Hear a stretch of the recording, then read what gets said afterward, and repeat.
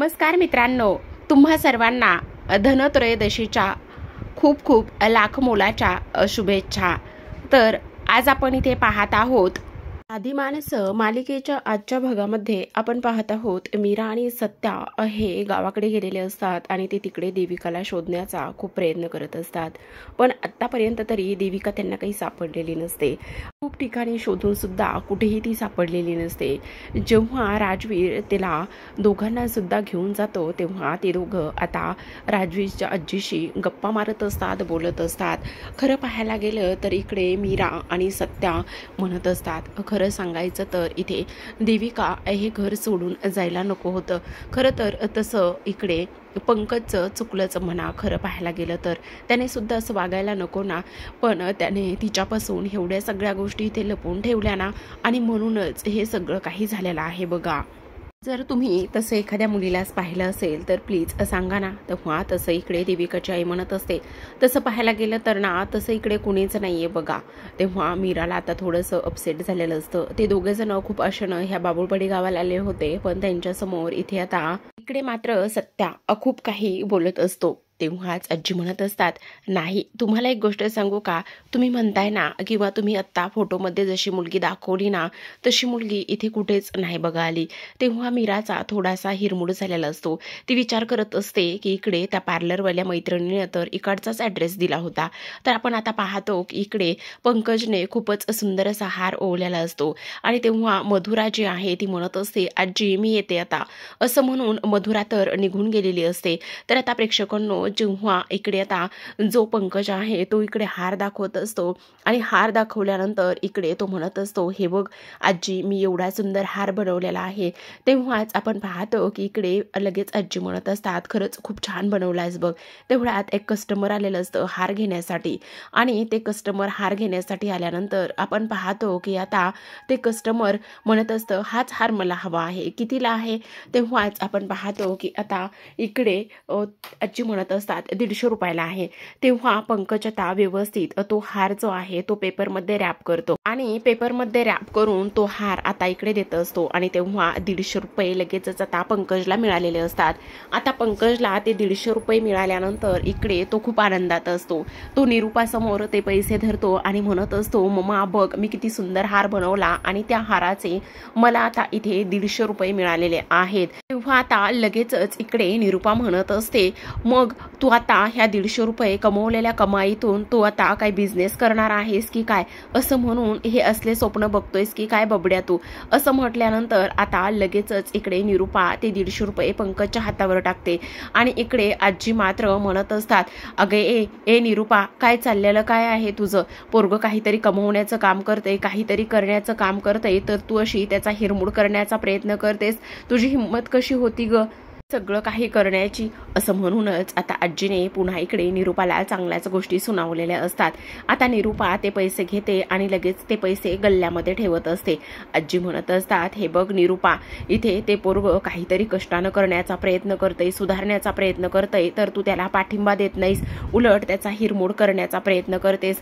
तुला नेमकं काय सिद्ध करायचंय, काय साध्य करायचंय हे तरी तू सांगणार आहेस की नाही, का अशी वागतेस ग? इकडे आता निरूपा फक्त आणि फक्त जे म्हातारी बोलते ते फक्त ऐकून घेण्याचं काम करते। तेव्हा आता निरूपा म्हणत असते, काय मग बाबड्या, आता तुला काय तुझ्या आजीचं ऐकायचं असेल, आता तुला पण ह्या 150 रुपये कमवून इथे बिझनेस करणार आहेस का, एवढा मोठा तू बिझनेसमॅन होणार आहेस का, असे हार आणि फुलवून कर तुला काय करायचं तर, असं म्हणूनच आता निरूपा तिथून निघून जाते। निरूपा तिथून निघून गेल्यानंतर पंकज मात्र खूपच आशेने तिकडे पाहत असतो। त्याला कळत नसतं की ही आई अशी का बोलते म्हणून। तेव्हा आजी म्हणत असतात, हे बघ पंकज तू काळजी करू नकोस, त्या निरूपाचा स्वभाव तसाच आहे। आज तू एवढा सुंदर हार बनवलायस आणि स्वतःच्या कमाईतून इथे 150 रुपये मिळवलेस, त्याचा आनंद किती महत्वाचा आहे। तेव्हा पंकज म्हणत असतो, हो आजी तू अगदी बरोबर बोलतेस, इथे मी त्या सिसोवर खेळून खेळून खूपच दिवस वाया घातलेले आहेत, पण मी आता अजिबात तसं करणार नाही. काही जरी झालं ना तरी सुद्धा इथे स्वतःच्या कष्टाने आणि स्वतः कमवण्याचा प्रयत्न करेल. आज मला खूप आनंद झाला आहे की मी स्वतःच्या स्वकष्टातून इथे 150 रुपये का होईना पण कमवलेत आणि त्याची किंमत मला इथे कळते. तेव्हा इकडे आता आजी त्याला एक धडा देतात आणि म्हणत असतात, हे बघ पंकज, कधीही स्वकष्टातून कमवलेली जी काही 10 रुपयाची जरी भाकर रोटी असेल तरी ती सुद्धा खूप जास्त महत्त्वाची आहे. असंच आता इथे पंकजला आजी म्हणत असतात आणि तेव्हा पंकजच्या डोळ्यामध्ये आज पहिल्यांदाच अश्रू पाहिलेले असतात. ते म्हणजे आजीनी त्याला आधार आणि धीर देण्याचं काम करतात. त्या म्हणतात, नको खचून जाऊस, तू सुद्धा नक्की उभा राहशील. अरे तू ह्या सगळ्या गोष्टीतून काहीतरी शिकण्याचा आणि काहीतरी करण्याचा प्रयत्न करतोयस ना, हेच सगळ्यात जास्त महत्त्वाचं आहे बघ. असं आता इकडे ते बोलत असतात. तर आता दुसऱ्या बाजूला इकडे आजीने सांगितलेलं असतं की तशी आम्ही मुलगी कुठेच पाहिली नाही. तेव्हा सत्या म्हणत असतो, खरं सांगायला गेलं ना तर इकडे ना देविका खरंच खूप लाडकी आहे.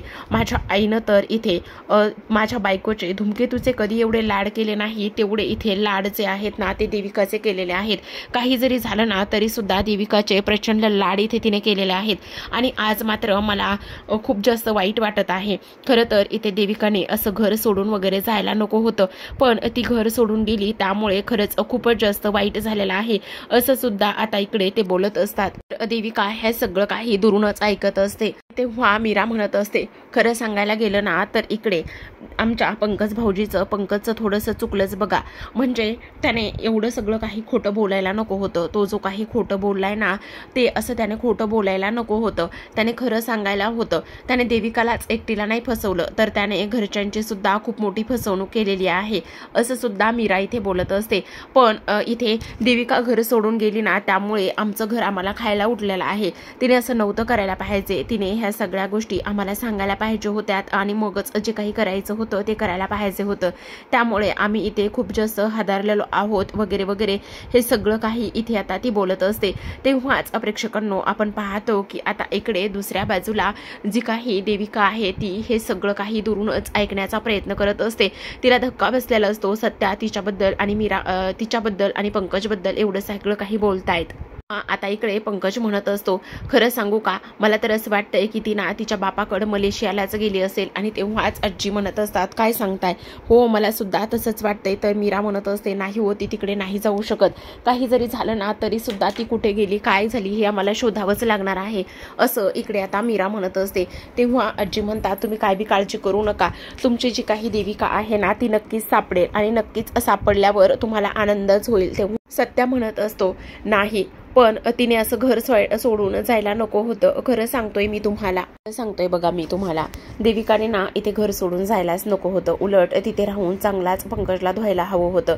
पण ती घर सोडून गेली ना त्यामुळे सगळ्यात जास्त त्रास जो आहे ना तो माझ्या आईला इथे होतोय. कारण माझ्या आईनं जेवढा मान इथे माझ्या बायकोला नाही ना दिला तेवढा मान तिने इथे देविकाला दिलेला आहे. त्यामुळे सगळ्यात जास्त त्रास इथे तिला होत आहे. काय करावं काहीच कळत नाही. असं सुद्धा आता इकडे सत्या बोलत असतो. तेव्हा मीरा म्हणत असते, खरं तर देविका घर सोडून गेली ते चुकलंच तिचं.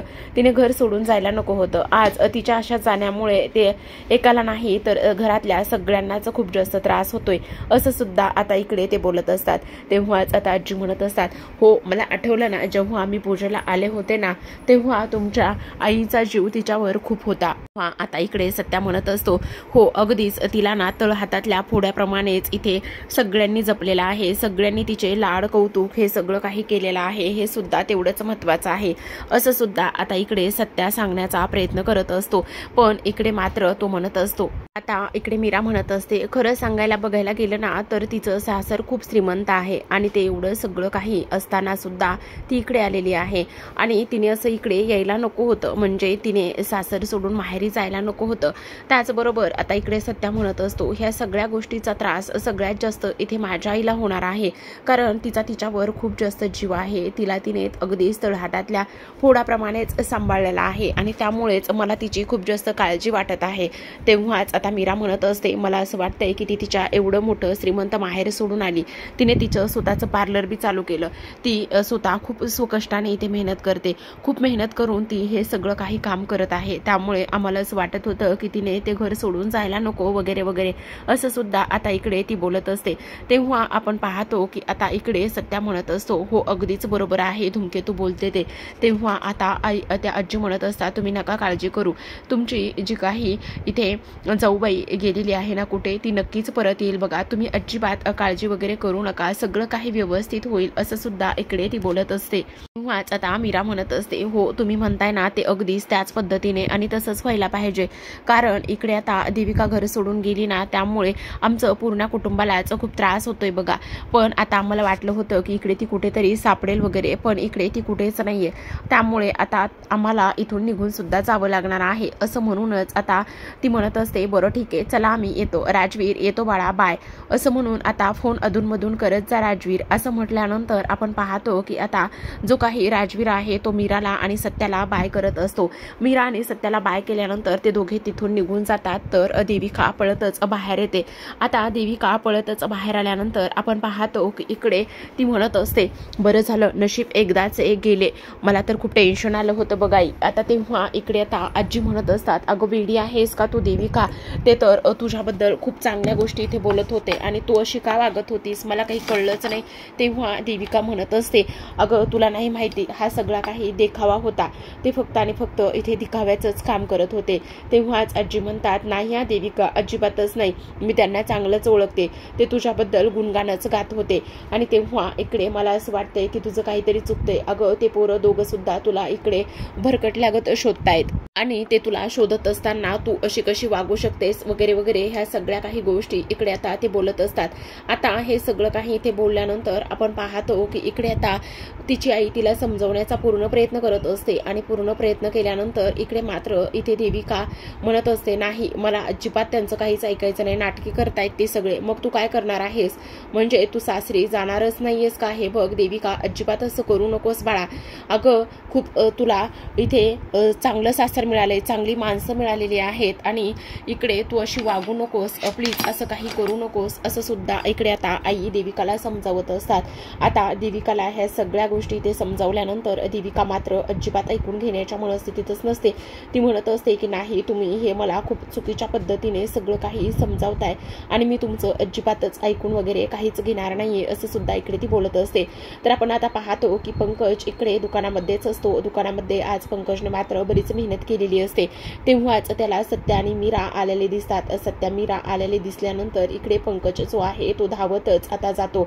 आता धावतच गेल्यानंतर इकडे मात्र तो म्हणत असतो, काय झालं, भेटली देविका, देविकाला तुम्ही लोक इथे घेऊन आलेला आहात का, असं म्हटल्यानंतर आता इकडे तो म्हणत असतो, ए बबड्या, अरे नाही नाही तुझी देविका काही कुठे भेटली नाही बाबा, अरे तुला सांगू का, आम्ही तिकडे त्या बाबुळपाड्याला पण गेलो, बाबुळपाड्याला गेल्यानंतर आम्हाला वाटलं की तुझी देविका तिथे असेल, पण तुला सांगू का तुझी देविका तिथे सुद्धा नाही, आम्ही तिला शोधण्याचा खूप प्रयत्न केला पण ती कुठेच नाहीये, तिच्या जुन्या घरी सुद्धा आम्ही तिला शोधायला गेलोत पण तिकडे सुद्धा ती कुठे सापडली नाहीये.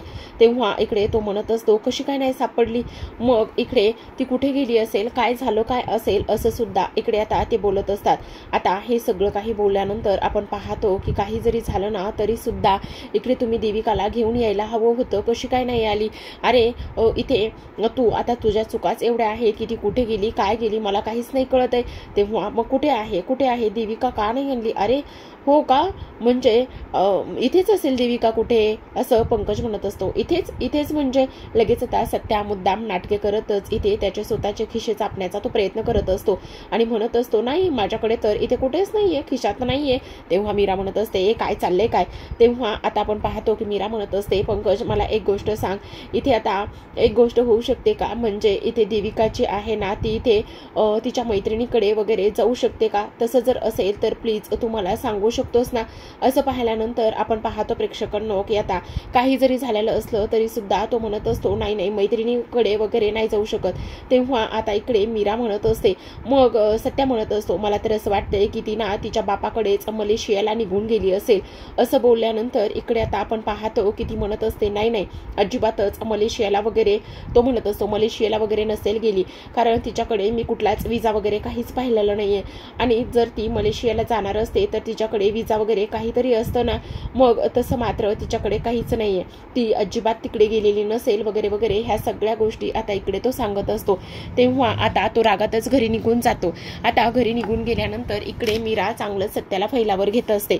आता आपण पाहतो की इकडे निरुपाची आहे ती एरसऱ्यास घालत असते आणि तेव्हा धावतच पंकज घरी जातो। गेल्याबरोबर मम्मा मम्मा म्हणूनच आरडाओरडा करत असतो आणि तेव्हा काय झालंय पंकज असं इथे ती विचारते आणि तेव्हा आपण पाहतो की आता इकडे तो म्हणत असतो, नाही इकडे देविका कुठेच सापडली नाही ग मम्मा, काय करायचं, मला खूप काळजी वाटते, मला खूप टेन्शन आलेलं आहे, कुठे गेली असेल देविका वगैरे ह्या सगळ्या गोष्टी इकडे तो बोलत असतो। आणि हे सगळं त्या ह्याच्यामुळे झालंय, त्या फक्त आणि फक्त सत्यामुळे झालेलं आहे। माझी देविका कुठे असेल, मला सोडून गेली का ग आई ती, असं म्हणून रडायला लागत असतो। तेव्हा येईल ना ग माझी देविका, मला सोडून तर गेलेली नसेल ना। तेव्हा निरुपा तिला समजावत असते आणि म्हणते, हे बघ तू काळजी करू नकोस, ती नक्की येईल, नको रडूस बाळा, येईल देविका। तेवढ्यातच मीरा आणि सत्या तिथे आलेले असतात आणि हा जो काही पंकज आहे तो सरळ सगळे आरोप ह्या दोघांवरती करतो। तो म्हणत असतो फक्त आणि फक्त ह्यांच्यामुळेच माझी देविका मला सोडून गेलेली आहे, फक्त ह्या सगळ्या गोष्टी ज्या आहेत ना त्या फक्त आणि फक्त ह्यांच्यामुळेच झालेल्या आहेत, ह्यांना मी कधीच माफ करणार नाही वगैरे वगैरे हे सगळं काही इथे आता तो बोलत असतो।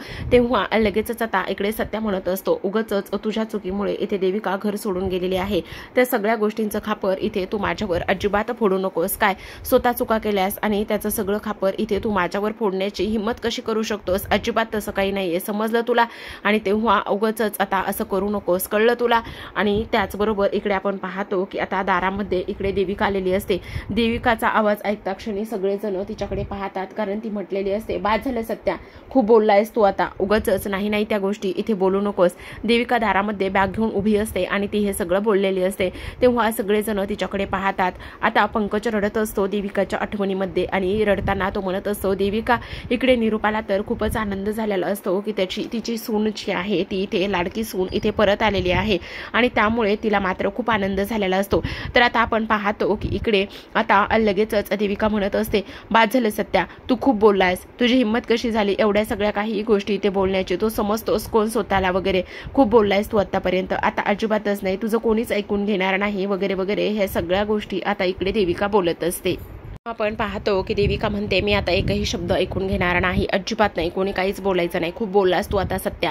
तर आता इकडे पंकज धावतच देविकाकडे जातो आणि तो म्हणत असतो, देविका तू आलीस, बरं झालं तू आलीस बेबी, असं म्हणून तिच्या हाताला हात लावणार तेवढ्यात देविका त्याला झटका देते आणि इकडे सगळ्यांना शॉक बसतो। तर आपण पाहतो की इकडे आता पंकज म्हणत असतो, बेबी तू इथे मला सोडून गेलीस, का सोडून गेलीस आणि मला सांगून सुद्धा गेली नाहीयेस, त्याचबरोबर तू जर दुबईला गेली असतीस तर मी तुला कसं शोधणार होतो, काय करणार होतो, का असं वागलीस तू माझ्यासोबत, मी किती घाबरलो होतो। तेव्हा इकडे आता लगेच देविका म्हणत असते, काही घाबरायची गरज नाही, एवढे सगळे काही कटकारस्थाने केलेस, एवढ्या सगळ्या गोष्टी केल्यास, तेव्हा नाही घाबरलास, तेव्हा नाही मनामध्ये विचार आला की जर आपण बायकोला फसवतोय, जर आपण बायकोशी खोटं बोलतोय तर तिला काय वाटेल, तिच्या मनाला काय वाटेल, ह्या सगळ्या गोष्टीचा तेव्हा विचार केला नाहीयेस का तू पंकज, असं म्हणता क्षणी आता पंकज मात्र अगदी शांत बसलेला असतो। तर आता प्रेक्षकांनो आजच्या भागामध्ये एवढंच, उद्याचा भाग खूपच इंटरेस्टिंग झालेला आहे, तो जर पाहायचा असेल तर नक्की चॅनलला सबस्क्राईब करा। उद्याच्या भागामध्ये आपण पाहत आहोत की आता इकडे पंकज म्हणत असतो, मी काहीही करेन, हात जोडून माफी मागेल, कान पकडून माफी मागेल, पण प्लीज मला आता इथून पुढे तू अशी सोडून जाऊ नकोस बेबी प्लीज। तेव्हा आता इकडे सत्या म्हणत असतो, तू जर अशीच करत राहिलीस आणि त्याचबरोबर तू अशीच इथे त्याला धोका देत राहिलीस आणि त्याचबरोबर तू असाच इथे तिला फिसवत राहिलास तर ती नक्कीच सोडून जाऊ शकते ना। तेव्हा आता देविका म्हणत असते, आमच्या नवरा बायकोच्या मध्ये पडणारा तू कोण आहेस, तुला कोणी सांगितलं आमच्या नवरा बायकोच्या मध्ये बोलायला। तेव्हा आता मीरा येते आणि मीरा म्हणत असते, का नाही बोलायचं इथे, त्यांनी बोलायचंच हवंय, कारण त्याने इथे फक्त त्याच्या एकट्यामुळे इथे एकट्यालाच नाही त्रास झाला किंवा तुलाच नाही त्रास झाला तर अख्ख्या कुटुंबाला इथे त्याच्यामुळे त्रास झालेला आहे, त्यामुळे इथे बोलू दे आणि बोलावंच लागणार आहे, असं सुद्धा इकडे आता ती बोलत असते। तेव्हा आता इकडे जी काही देविका आहे ती म्हणत असते, बाबा जर हे असेच आमच्या दोघांच्या नवरा बायकोंच्या मध्ये जर बोलत राहिले तर मी हे घर सोडून जाऊ आणि आम्ही आमचं वेगळं घर घेऊन वेगळीकडे राहू, असं सुद्धा आता इकडे देविका बोलत असते। तेव्हा मात्र सगळ्यांना खूपच मोठा धक्का इथे बसलेला असतो। तर आता प्रेक्षकांनो अशाच नवनवीन डेली मालिकांचे अपडेट आणि रिव्ह्यू जाणून घ्यायचे असतील, पाहायचे असतील तर नक्की चॅनलला सबस्क्राईब करा। व्हिडिओ पाहिल्याबद्दल धन्यवाद।